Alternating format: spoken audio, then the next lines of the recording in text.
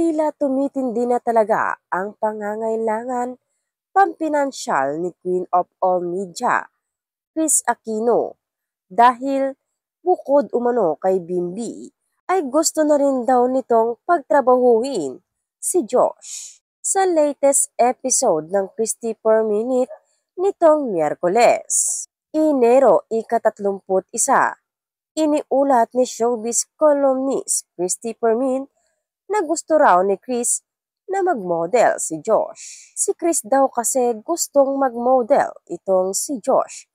Kasi nga 'di ba yung isang t-shirt company, kaklose niya yung may-ari, sa ad ni Christy.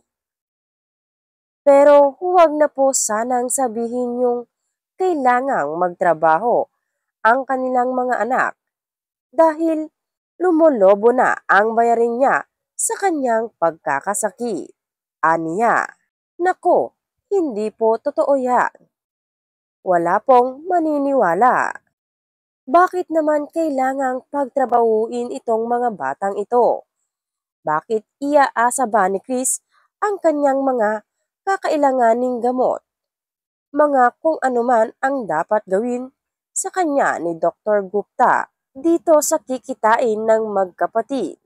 Dagdag pa niya, mukhang hindi pa nga raw uuwi si Josh sa Pilipinas at maging ang kapatid nitong si Bimbi.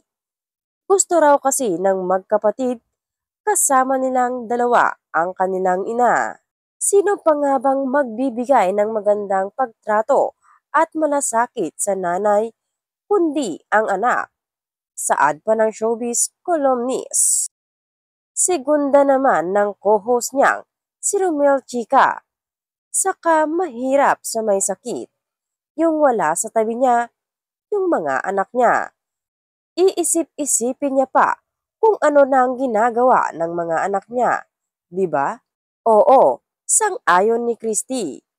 Yung pag-iisip pa lang sobrang stress na yon. Kaya hanggat maaari, dapat magkakasama na lang sila. Matatandaang naunang naiulat ang tungkol sa plano ni Kris na pauwiin si Bimbi sa Pilipinas para makapagtrabaho na dahil sa tumataas niyang medical bills. Bimbi might go home after my birthday. He needs to work because my medical bills are already getting higher and higher. But then, the stage mom is already saying no to a name change. I'll stay as Bim, no last name, like Dre.